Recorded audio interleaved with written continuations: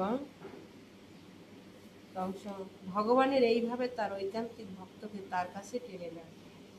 সেই অসহায় বালকটির একমাত্র আশাই ছিল তার স্নেহময়ী মাতা, কিন্তু পরমেশ্বর ভগবানের উপরে সর্বতভাবে নির্ভরশীল হওয়ার জন্য ভগবান তার মাকে এই পৃথিবী থেকে সরিয়ে নিয়ে যান।